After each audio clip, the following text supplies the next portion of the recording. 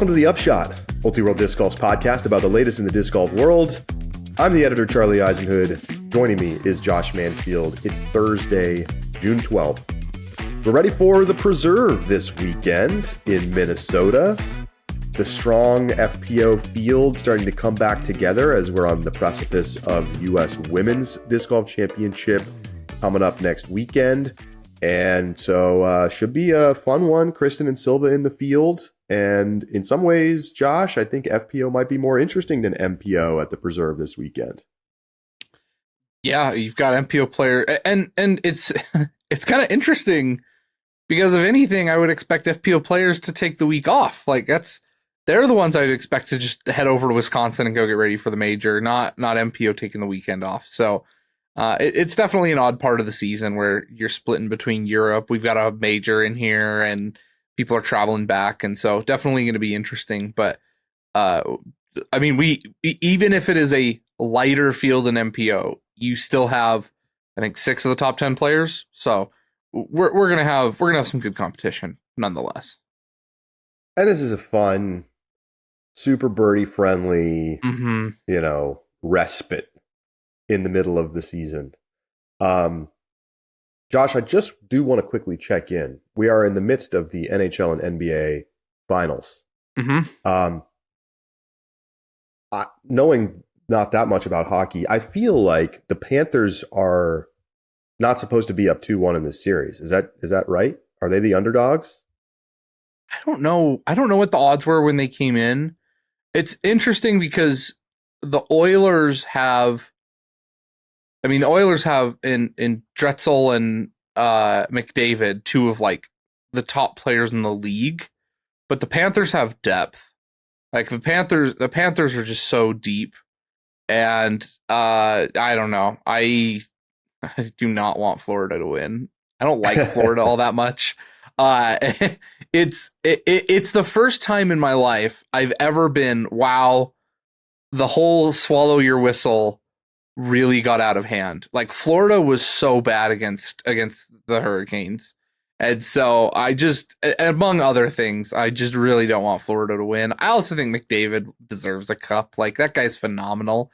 And so, but I felt like it was pretty evenly matched going into the finals. Okay. I don't know what the odds were, but I did not feel like I had a clear favorite. However, that being said, the Pacers definitely should not be up 2-1 right now. That is, according to everyone's attitudes. I think I'm checking the live odds right now. So the Panthers are favored in this game at home as minus 150 favorites. So I didn't look at the line before the series started, but it was probably maybe slight edge to the Panthers. But I think, and we'll see if it's changed, I think the Thunder are probably still favorites to win this series. Despite the fact were massive favorites. They are still minus 230 favorites to win the series, down 2-1. Crazy. Jeez. The hockey seems like it's been elite. I watched a good chunk of game 1 and it was amazing. It was. And this NBA, the quality of the NBA right now is just, it's a beautiful thing. Yeah. We're watching Macbeth versus Eagle at European Open level stuff right now. The stats on comebacks for the Pacers that like have never happened before in NBA history. I don't want to talk about it. I don't want to talk about it. But why, continue. Charlie? Why not? So we will preview the Preserve in just a moment. But we got a great idea from someone in the Discord. And of course, we want you to come join the Discord.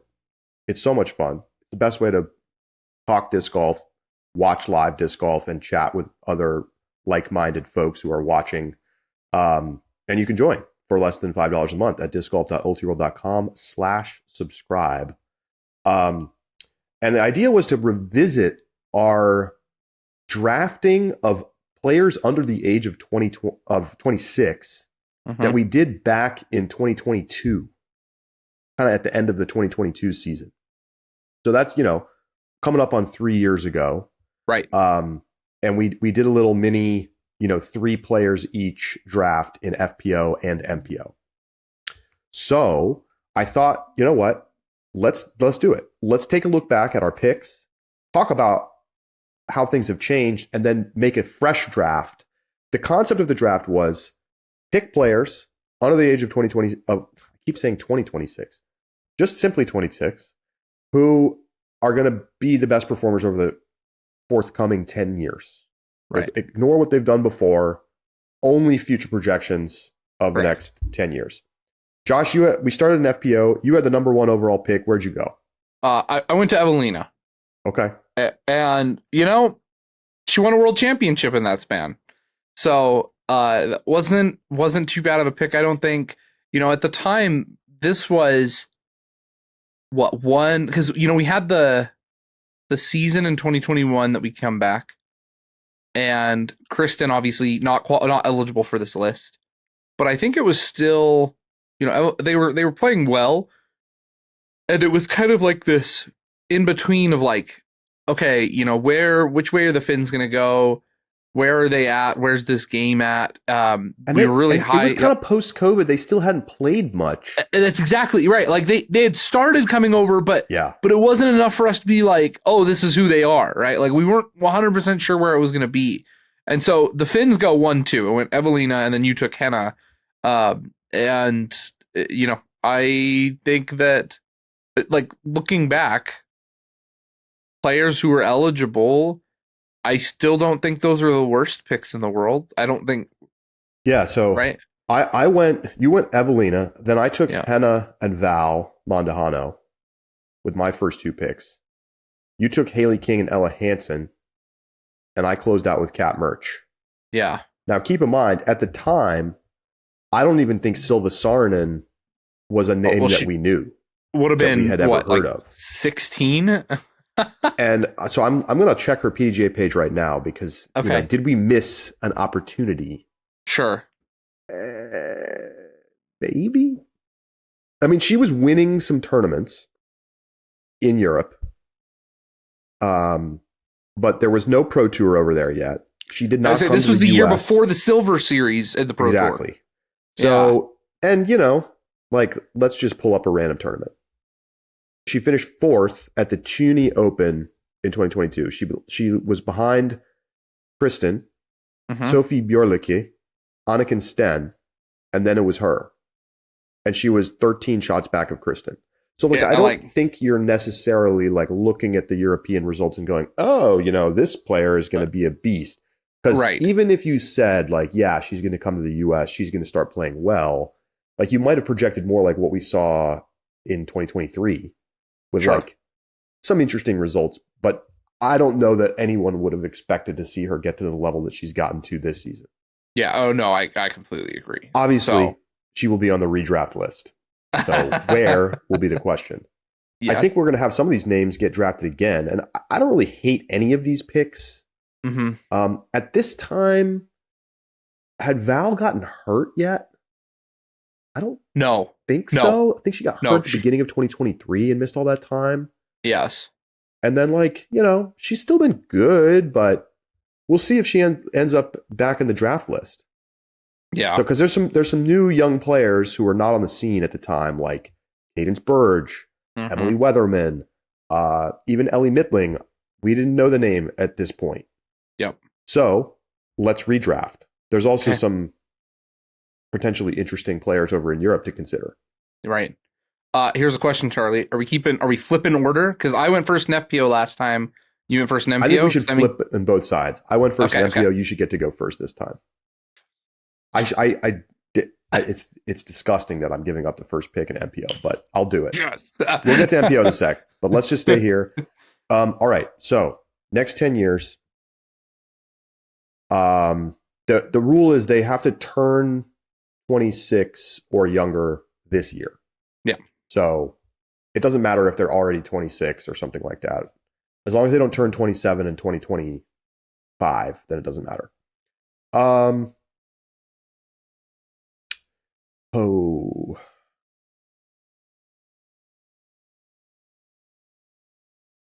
think I have to take Silva. Yeah. I think I have to take Silva number 1 overall. Yeah.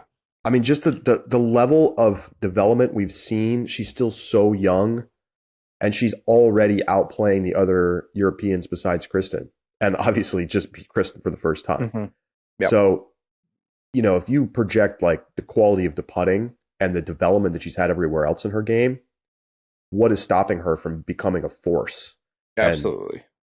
And, being that young challenger for the next 10 years. Yep. I would have gone Silva if I had first overall in FPO. I think it's the right pick. I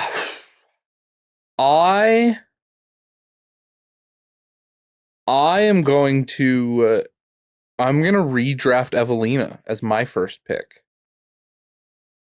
She won a world championship, and it's like, yes, we know the limitations. Maybe she overcomes them, maybe she doesn't, but she still has a major with those limitations. And so, when I look at this list, Evelina is clearly the most accomplished of any of them with a world championship. I know a couple others have, maybe Haley. Maybe you could argue that Haley is, but I just am I don't know if I could pick Haley right now. And so after that, I think that leaves, give me the world champion Evelina. I'm not going to argue with you much. She's got the track record. She does. Did we snake draft or did we alternate draft? Yeah, it was snake. Yeah, you tried to snipe the third pick for me last time, and I got mad. This show, if anyone wants to go back and listen to it, was a mailbag show on September 13th, 2022. It's in the pod feed, and it's on YouTube. Okay. I want Cadence Burge next. Oh, I love it. Yeah, I look at some of these risky, but I like it. It is. I'm looking at some of these other players like Kat Mertsch and Valerie Mondahano and Alexis Mondahano, and like maybe they break out, but otherwise, if they keep playing, the way they're playing right now, I just think that they're not going to beat the top players that are currently in the field. And by the time those top players are out, you're going to have a new entirely fresh, like young crop that is just dominating. And so I want to take one who I think is going to be in that group. And so I want Cadence. Oh yeah. Is she the most obvious, like, strong prospect on the US side? Probably. I don't know. It's really tough. Because, like, I could take Kat Mertsch here. I think that, like, I had Kat last time. Yep. I think she's kind of improved her standing somewhat. I think, though, that I feel like I know what I'm getting from her, and, like, this is what it is. Mm-hmm. And it's like, it's good, but is it ever going to be great? Right. Like, it's kind of like a lower variance pick. Like, she's going to be solid. Mm-hmm. But is she ever going to become, like, a consistent winner on tour? I'm not sure I see that. I don't either. But, like, who is going to be that person? I took Henna number 1 overall last time. I think I have to leave her off the list. Sure. It's been too many years of the same problem that's holding her back from being able to even win. It's not like she wins once in a while. She literally doesn't win. Yeah. Because the putting is so tough.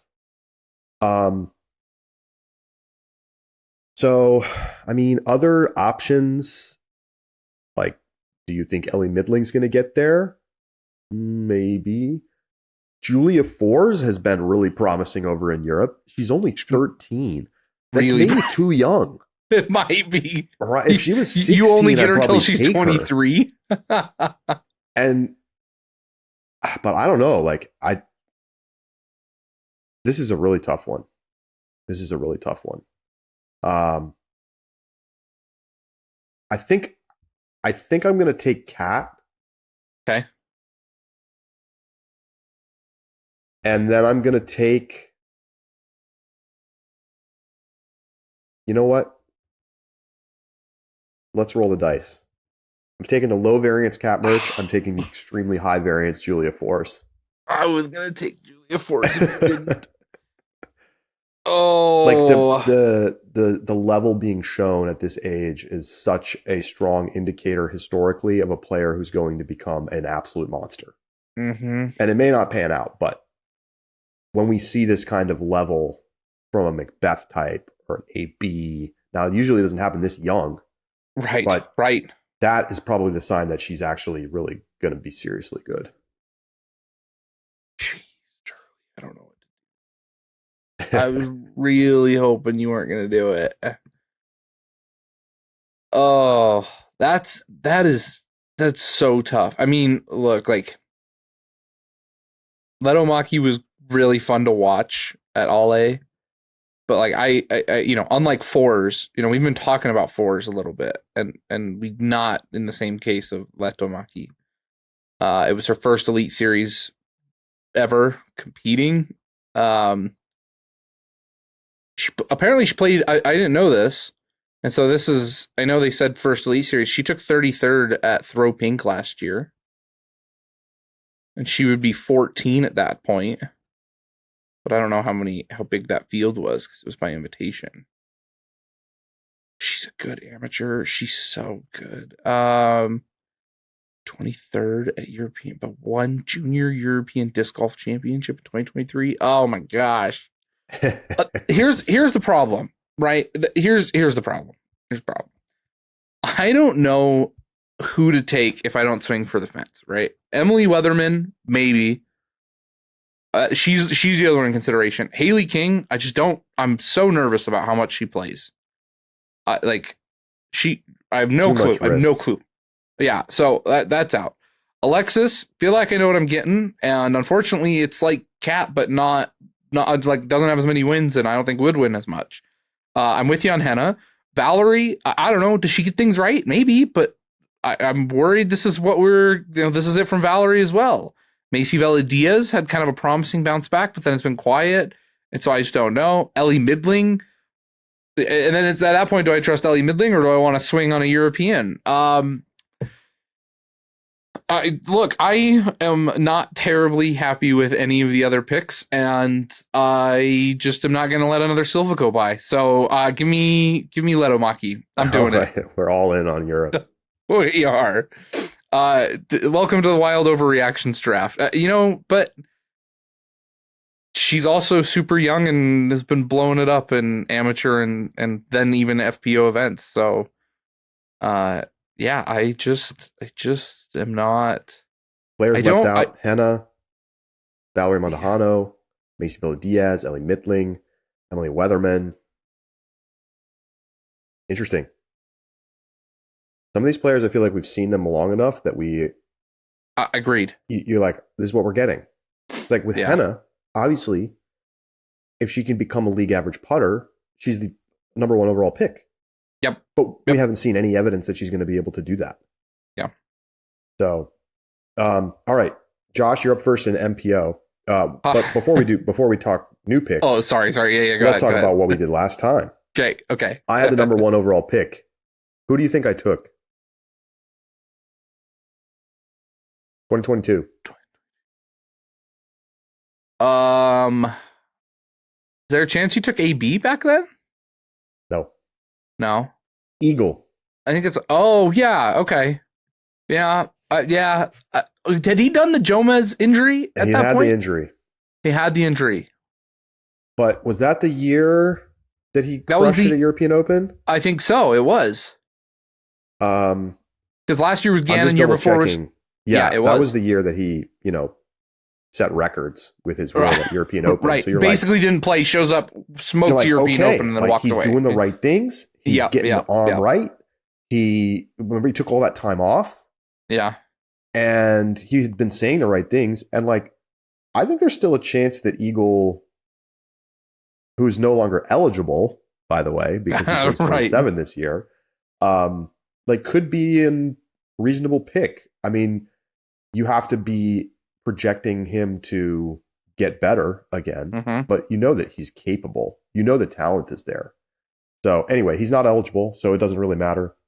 Josh, I have to give you some real credit. You took Isaac number 1 with the second overall pick. He hadn't won anything at that point. He hadn't won a thing. He just looked promising. Is that the year he won Idlewild, actually? He might have won Idlewild. And remember, I'll tell you exactly why. And I'd have to go back and listen, but I can bet you the reason I liked it so much. I was watching Isaac's trend at USDGC, where every year he played a little bit more disc golf, and every year he finished a little bit higher at USDGC. And had sneakily been in the top 10 like 3 years in a row. He won Idlewild that year. Just a note. So he won Idlewild. Seen the flash. He won Idlewild. He was getting in the top 10. He had another good performance at USDGC, and then we knew he was graduating that year. So he was going to be back full time, and he was going to come disc golf full time in 2023. And so we were like, "Yep, there it is." Like that's like, now I never in a million years would have thought that I was getting a 3-time major, 2-time world champion out of Isaac Robinson in that pick. Well, I was kind of shocked because I had been seriously considering taking Calvin at that point. And, it wouldn't have been a bad pick. Sure. Calvin's won 4 tournaments since that time. LVC, Elite Series majors. Yeah. AKA Elite Series. LVC, Jonesboro, DDO, OTB Open. And to that point, he'd won already for 7 tournaments. Okay. 7 Elite Series. So, I think the question was more about like projecting forward. Right. Than what we'd seen. Because if you just went off what we'd seen, he was the obvious pick. Now, you did take him 3rd overall. You didn't blunder and let him come back to me. Well, we say that, but you got somebody else instead, Charlie. Yeah. At the time, I would have for sure taken Calvin had you not picked him. Instead, what I do, I take Gannon Burr, and then I take AB, and I'm like, controversial pick incoming. I'm going to take Anthony Barella. And, this is why you have to consider how players are going to evolve. Mm-hmm. And we'd started to see the signs that AB was like getting over some of the like nervousness, some of the putting issues. And, in hindsight, you're like, how could you not take AB? He could go number 1 overall. But, he had been like a promising, but, very inconsistent player, like an Aaron Gossage at the time. Right. The Gannon pick though feels. I'm obviously killing it. Like I think those two have been the. Isaac is good too, though. Like I'm not unhappy with Isaac. It's kind of interesting, right? You took Kyle Klein with your last pick. You have Isaac, Calvin, Kyle. I had Eagle, Gannon, AB. I think I give my team the edge, but like you have 3 really, really solid players, and like Eagle hasn't really given me much. Right. Yeah, I think I have, because Kyle won USDGC after this draft, so I have. Oh, that's right. 4 majors on my team. How many does Gannon have? He's won. I want to say he's won 3, but I can't. I think he's won 4 because he's doubled one of them. Did he double USDGC? No. I'm checking right now. Okay. At the majors, he has won 3. He won 3. Plus some juniors. He won USDGC European and then a second USDGC last year. Oh, he doesn't have a Champions Cup. That's right. That's right. No. Famously. And obviously no Worlds. Right. Oh, and obviously no Worlds. Yeah. But Gannon had not won a major to that when we did that draft. Correct. Yeah. So Eagle has a major, but did not win a major since the draft. You have 3 majors since the draft. I have 4 majors. You obviously have significantly more wins. Hugely more. Yeah. Anyway, very interesting to think back to like our projections of players at that time. Obviously the list is going to look different now. Josh, you get the first overall pick. Welcome to the dark side, Gannon. Thanks. I mean, this is just not even a consideration. I think he delivers at every level and is just absolutely crushing it. Yes, give me. There's nothing to say. There's no and conversation. What you said? Did we say he's turning 20 this year? He's turning 20. Yeah. Yeah. Thanks. Thanks, Gannon. And, obviously you never know, right? Sure. Injuries, Sure. other players coming up, but like he's showing us some of the best disc golf ever, and he's only 20. If you let me pick, if you traded me the number 2, 3, and 4 overall pick and let me go 2, 3, 4, and so you pick Gannon and then I get to pick the rest of my team, I still think I would just take Gannon first. Wow. That's big. All right, so let's talk about this is where to go from here. Yeah. I do think I have to take Anthony. I like that pick. There are some other players to consider. Mm-hmm. Nicholas Antela. Hmm. I still think you need to think about Isaac Robinson.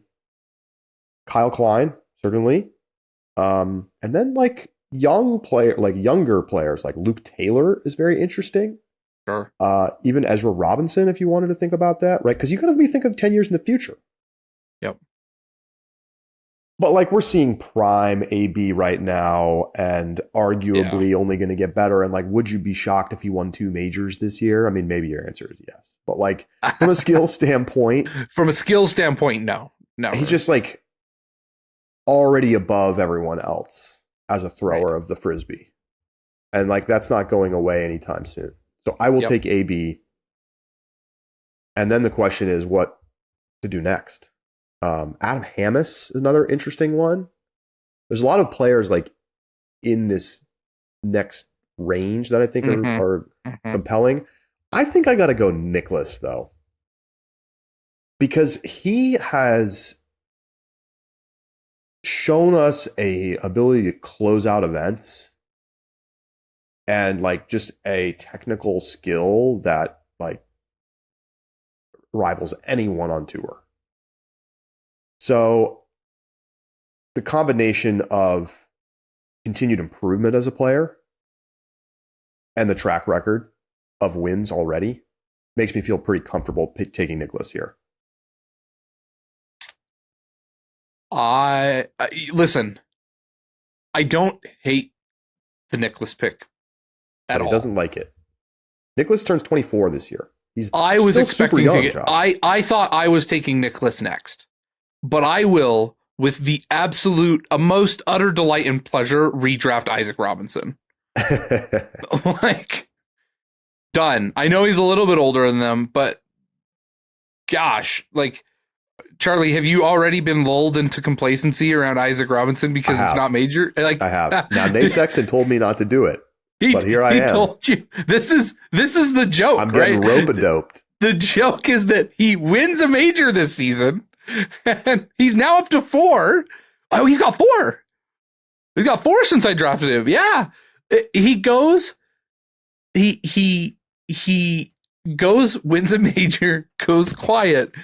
We're going to do this redraft. And then he's going to go over and he's going to win both of them in Europe. And you are going to be I'll kicking tell you what, yourself. Josh, I will come back and I will eat my hat. I'm thrilled to get Isaac here. I didn't think there was a chance. I did not think there was a chance. Majors matter. Majors matter to legacy, and I want the guy who's been arguably the best major player since our draft 3 years ago. I mean, not arguably. As a previous pick, tremendous. Yeah. Isaac's 1047 rated. Nicholas is 1042 rated. I think it's really just about like where do you see these players going? It's over the longer run. And you've got a couple years on Isaac, right? You get earlier 20s, I getting like right around the 26 mark. So I didn't think Isaac was going to be eligible, to be honest. I thought he was hitting 27 this year, but I guess he hitting 26 this year? Let me check. He turns 25 this year. Oh, jeez. Yeah, no. Lock him up. I'm thrilled. Okay. Who are you taking with your last pick? Now we got the tough ones. This is a tough. These last 2 are going to be tough. Joey Buckets, Lowry Lettinen, back on the scene. Evan Lowry's Smith, interesting. Casey White. Man,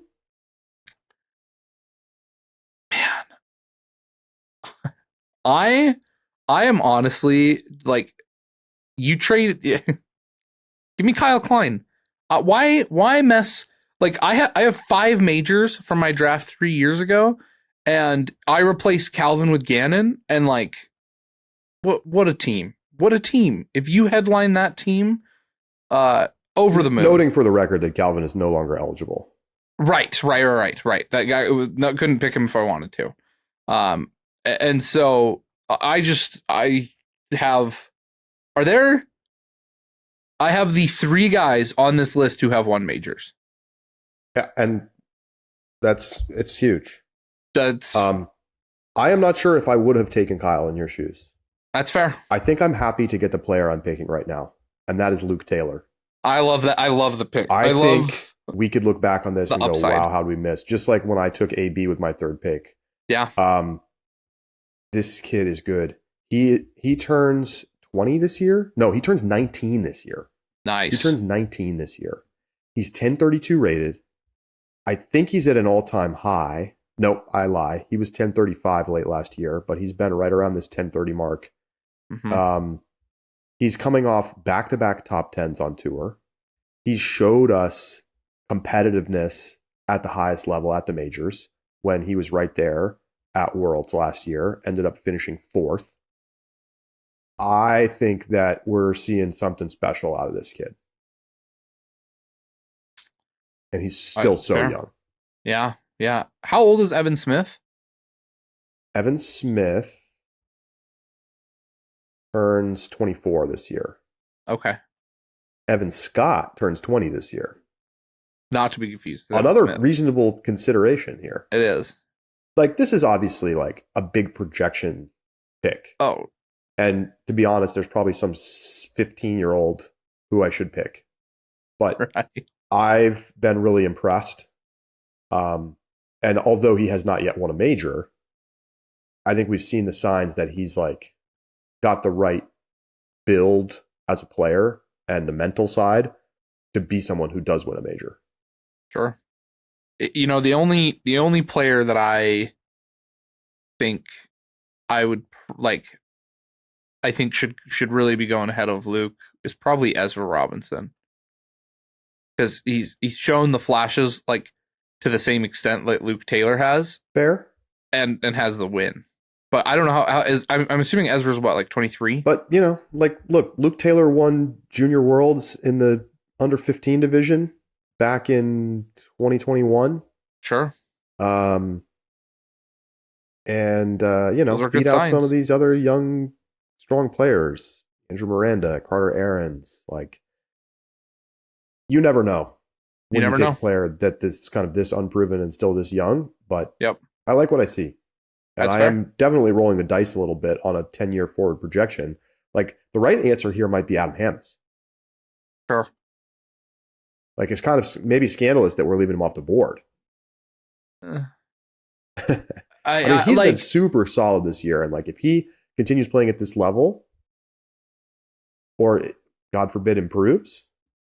Sure. And maybe he will. I feel like Adam Hammes is a lot like the FPO picks. Like, he's not bad. He's not bad because you know what you're getting. But I just think I prefer the other 5 guys that we have that we know what we're getting. Yeah. Who have, I just think, been better. I hear you.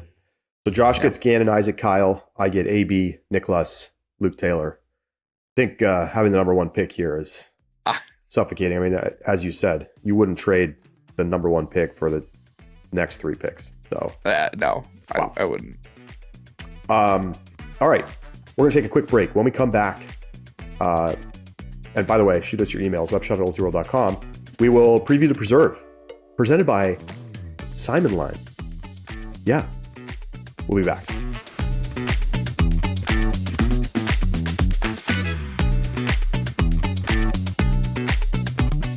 The Upshot is presented by Pound Disc Golf, makers of the best bags in the sport.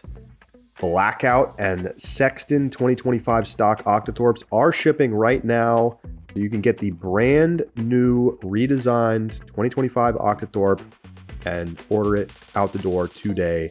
The rest of the Octo lineup is going to be shipping this month. So you can go lock in your Royale with cheese, get the accessory bundle with the discount, or just get the bag itself. Or hey, you can build yourself a custom Octo and maybe you'll be the valedictorian. You never know. Go over to Pound Disc Golf's social media pages to check out some of the beautiful bags coming off the production line right now, and go to pounddiscgolf.com to buy yours today. Welcome back to the Upshot. Time to get ready for the Preserve. Clearwater, Minnesota, hosting the next Pro Tour stop. And this is one of the last stops before we get ready to go to Europe. We've got Preserve, and then we've got U.S. Women's on its own weekend. And then we have Discmania Challenge, a.k.a. Des Moines. And then we go to Europe. So a bunch of players skipping this one. 4 of the MPO top 10 in the world right now taking this one off. FPO is a little bit more full, but no Paige. She's at Bonnaroo right now.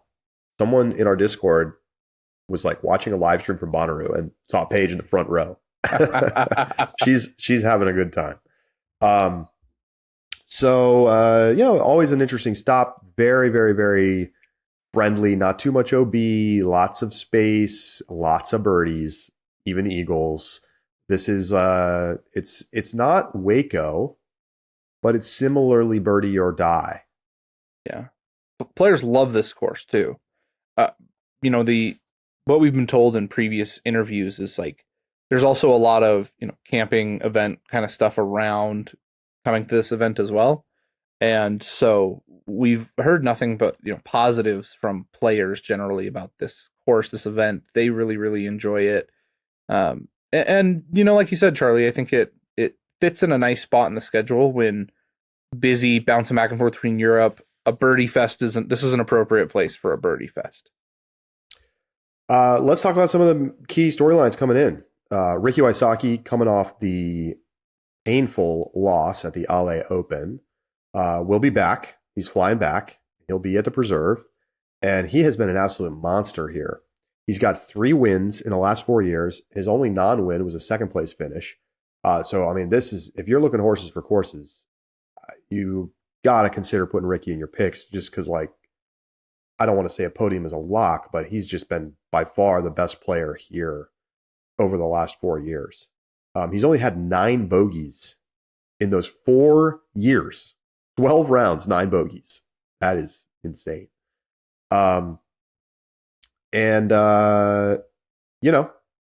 Otherwise, you're talking about the big names that we're used to talking about. Like, can Gannon finally get a win here? How about AB? Kyle Klein's been super solid. And so, can anybody chase down Ricky? Maybe with the jet lag, it's possible. Charlie, if we've talked a little bit, Ricky is approaching a year now, a full calendar year without a win. This is, and if it weren't for Ale and the travel, I think would be, and I think Ricky still is probably might be the favorite. Maybe not over Gannon. He's got to be the favorite.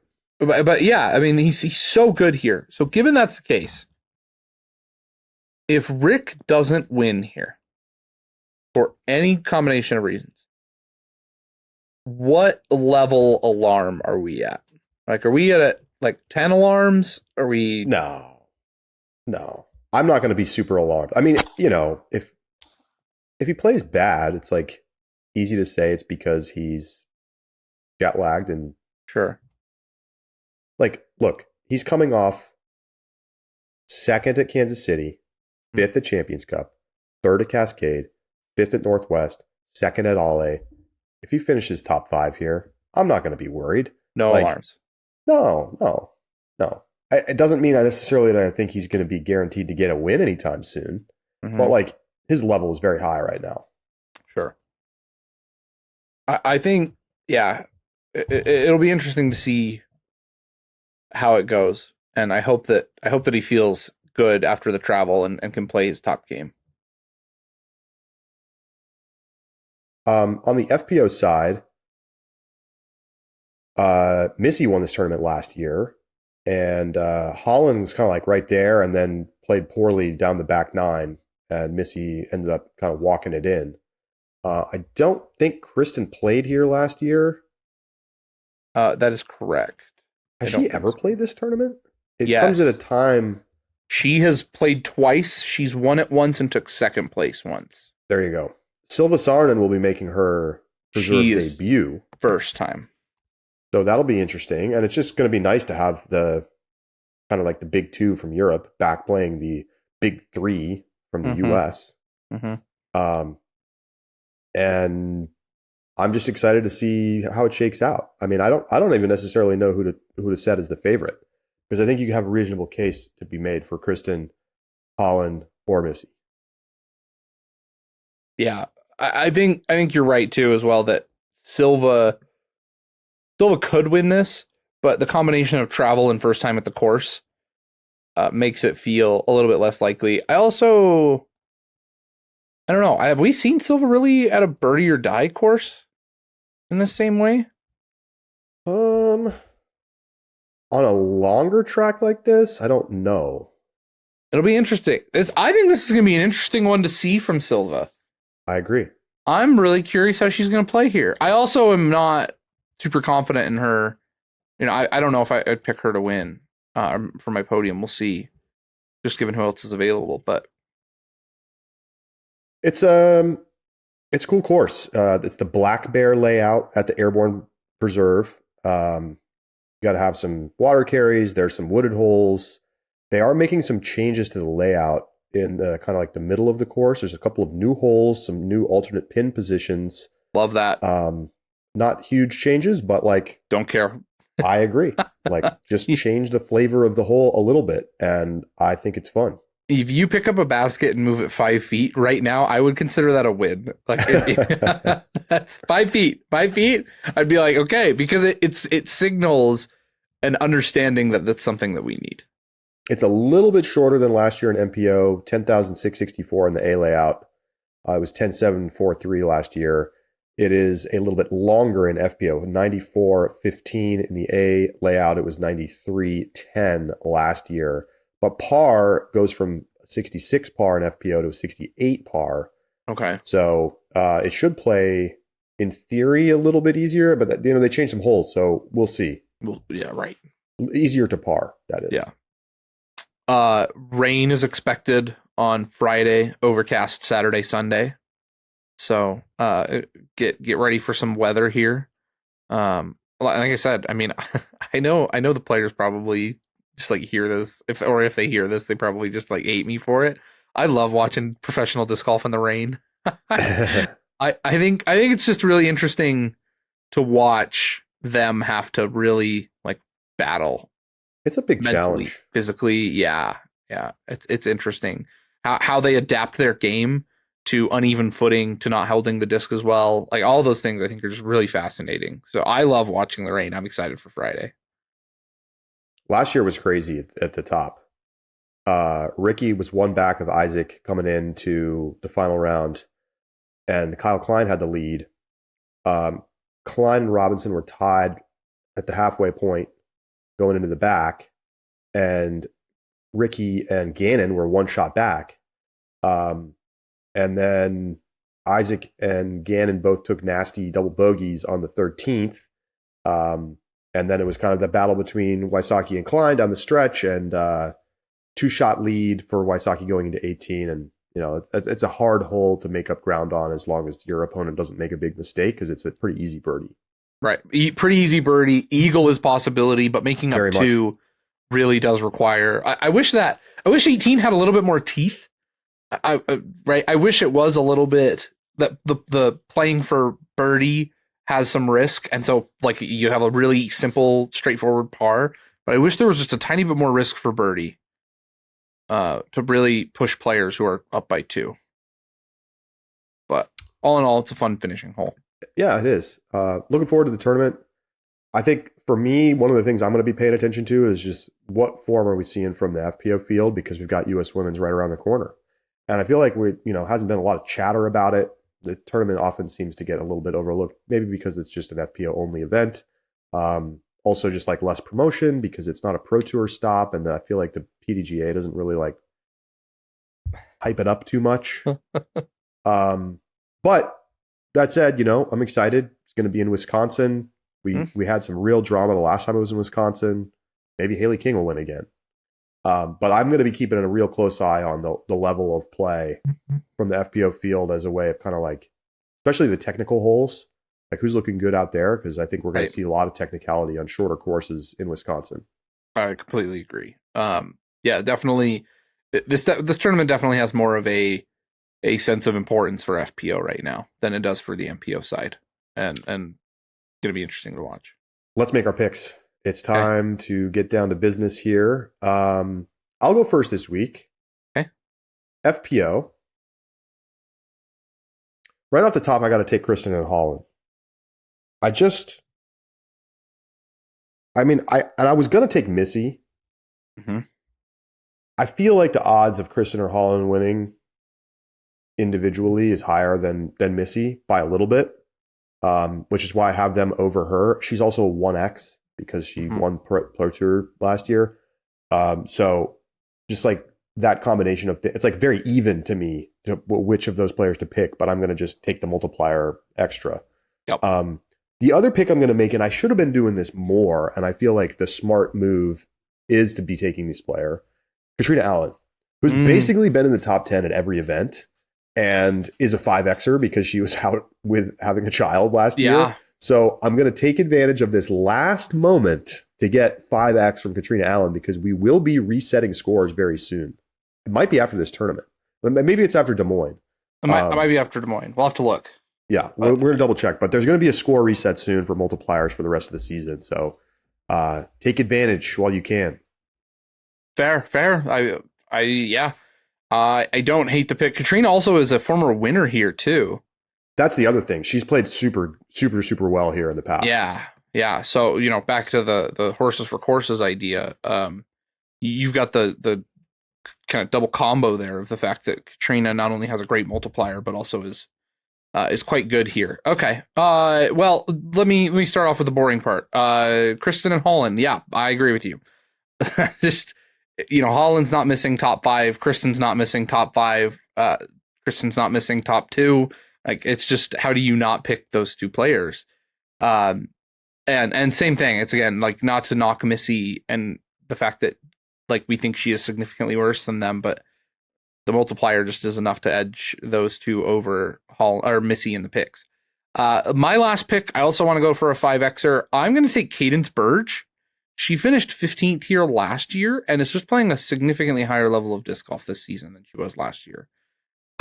Again, looking for a 5X opportunity. I also think that she has she's got a skill set. Like, I just feel like she's going to play well at this birdie or die course. Like, I think she's going to come out and shoot well and kind of just get some momentum and have fun with it. And that's going to bump her up. And so I'm not convinced of a podium here. And I think if you want to say, I'm going to go with either Silver or Missy to swing for a perfect podium, I respect the choice. But I'm just playing for the podium is always a good option. Yeah, it's very achievable in FPO. I'm playing for just the 5X bonus on a top 10 finish from Cadence, and we'll be happily and very pleased if we do end up with a podium from her. Obviously, that's massive if it happens. Huge, yeah. I mean, I'm hoping for that from Kat. yeah, absolutely. Okay, right. MPO, who you taking? MPO, gotta take Ricky. Gotta take Ricky. Lock pick, I think. Has to be. It's just, he's been way too good at this course to not have him on here. So yeah, Rick gets my first pick. Second pick, I am gonna go with Kyle Klein. Kyle Klein also been very good here. I'm just going players who've played well. And give me Calvin Heimberg in the third, right? I want players who have played this event well in the past. I think that we typically see, especially at Preserve for some reason, the players who play well, and maybe it's because of this birdie or die nature, right? There's not a whole lot of danger. You don't have a lot of players that are like blowing up. And so if they birdie well here, if their game sets up well, I think they're just going to keep playing well here. And so I want Ricky, I want Kyle, I want Calvin. It's hard to argue with any of those picks in isolation. I'm thinking about at this tournament, especially with some of the guys from the top 10 not playing this weekend, and that naturally opens up some spots, some point scoring spots in the top 10. Yep. I'm taking Ricky for sure. Yeah. It's just you can't not take him here, I think.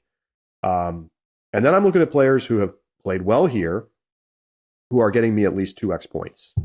Okay. Because I think I'm going to try to shoot for. I think it's really hard to pick podium finishers. It is. It's just, I don't blame you if you take Gannon, for instance, but you feel 100% sure he's going to get a podium? I don't. So I'm looking for 2x or better. I'm taking Adam Hammes. Okay. Top 10 here last year. Yep. In very good form. And I'm taking Luke Taylor, who I was devastated to find is only 2x and not a 5x. But I would have definitely thought he was a 5x. I'm all hyped up on him after taking him in the draft. Yeah. So I'm going to put him in there. He was, I think, 7th here last year. Definitely top 10. Okay. And he's coming off back-to-back top 10s on tour. So I'll roll the hot hand. Love it. Someone who played here well here last year in a time when maybe he wasn't playing as well overall as he is in this midst here in 2025. So it's like my chances. And obviously, you always hope for the podium, but that's just a cross your fingers situation. Sure. It's too bad. It's too bad you don't get him at the 5x. I know. Yeah. just watch, Charlie. You and I have gone back and forth on picking Ezra Aderhold. He is in this field right now. Watch Ezra. He's going to burn us. He's going to burn us. He's going to burn us. He's going to come out and he's going to podium. And there's going to be someone in our picks who's going to pick Ezra here, and he's going to play great, and he's going to get a podium, and they're going to get 15 points off of Ezra Aderhold, and we're going to just be devastated. That's probably right. Hey, before we go, this tournament is sponsored by Simon Line. They are the presenting sponsor. And MVP's been kind of hyping this up. Like, We've never seen this, right? We've never seen Paul Macbeth sponsor an event like in this manner, like on the Pro Tour. Has the Paul Macbeth Foundation been a sponsor? I don't think they've been. Maybe not. No, I don't think so. Not to this extent. Not a title sponsor, I don't think. So MVP is going to be doing like disc drops, exclusives, all kinds of stuff. And it's very interesting, right? To see, because obviously Simon loves this tournament, and there's been some content with Kale and Simon. Right. Simon talking about things he would change.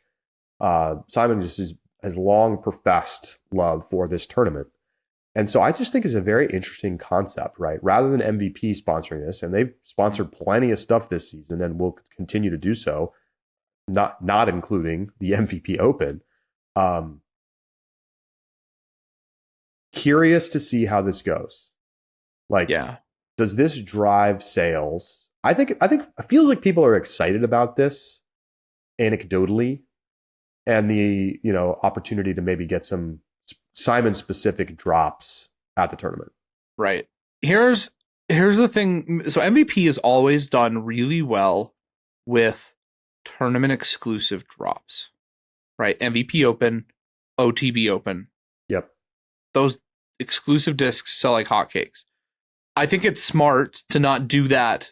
Every tournament MVP sponsors, you're getting an exclusive combination of plastics and molds or a new mold. And right. I think part of what really drives the popularity around OTB is the really exclusive discs that they get access to.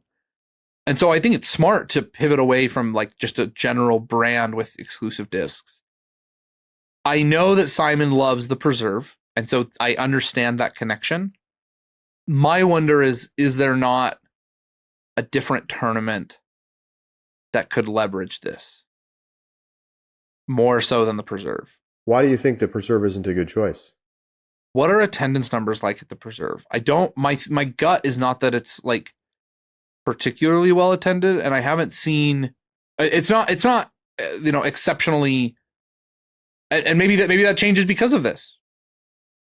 But I wonder, is there not an event that has traditionally brought a little bit more crowds? If you're doing on-site, like if the point is to sell discs on-site, I just think that there are other events that probably have bigger spectator numbers. Keep in mind that they're picking off a Prodigy sponsorship here. True. So and like a lot of these tournaments are already claimed, right? Yeah, you're right. I don't know where you would say like has good crowds. I think this is a unique opportunity because like title sponsorship basically became available at this tournament. Yeah. And maybe the market's a little soft right now for manufacturers putting sponsorship dollars towards these events. Wouldn't surprise me at all if that's the case, given that, like, what is the ROI on that? I don't know. This is the kind of thing, like doing something totally new. Literally, this is like a unique decision to use a player disc line as your title sponsor. That's the kind of thing that gets people talking, and like, who cares on site to some extent? Like, sure, people are going to go. They're going to get their disc on site, whatever. They're also going to drop stuff on the internet, and people are going to buy it on the internet. Yeah, so, yeah. I like it. I guess, you know, in theory, like, would it be better to do it at USDGC? Yeah, but like that's not happening. Sure. My thought is at a European event. I think, I mean, if this goes well, I bet they do that. Maybe. So maybe it is a good testing ground. I think Simon Line at a well-attended European event that's new to the Pro Tour could sell a lot of plastic. Yeah. A lot of plastic. I'm actually curious, like, European fans, do they still feel like a strong affinity for Simon? They probably do, but like, is he as popular over there as a Niklas? I mean, of course, it's country by country. I was about to say, it depends. If you're in Finland, I think the Finnish players are probably more popular than Simon. But I'm just really curious about that, because he's been in the United States for so long that I kind of wonder if, like, people take him for granted now over in Europe, and don't like have that same, like, this is our guy. Because for a while he was the European, right? I would love to know, if you're a European listener, please email in and let us know, like, what is your sense? He's still got to be one of the most popular. It has to be, right? I wonder where he is in the pecking order. Man, and I don't know. I don't remember who the sponsor is, but could you imagine if he could get the European Disc Golf Championship or the I can never remember. Disc Golf Festival? Is it still Disc Golf Festival? I think it's still called Disc Golf. Or the major? Okay. I could not remember what it was called with the major. But could you imagine if that was presented by Simon Line, right? The European major presented by Simon Line? That would be, I mean, that, right? Like, honestly, might be better than USDGC. There's an argument to be made. They got a lot of sponsors, though. You're going to have to come out. I mean, right now, their title sponsor is Cool Bet. He does. I'm going to just be honest with you. Cool Bet has more dollars than Simon Line. Are you sure? Are you think? Pretty sure. Pixels are popular, but degenerate sports gambling is multi-billion-dollar business. Okay. That is going to do it for the show. Thank you so much for tuning in. Enjoy the preserve, everybody. We'll be back on Sunday with a Rapid Reacts. You know it. And then we'll be back with you again next week, getting ready for U.S. Women's. So appreciate you tuning in, and we will talk to you on Tuesday or on Sunday night if you're a subscriber live in the Discord.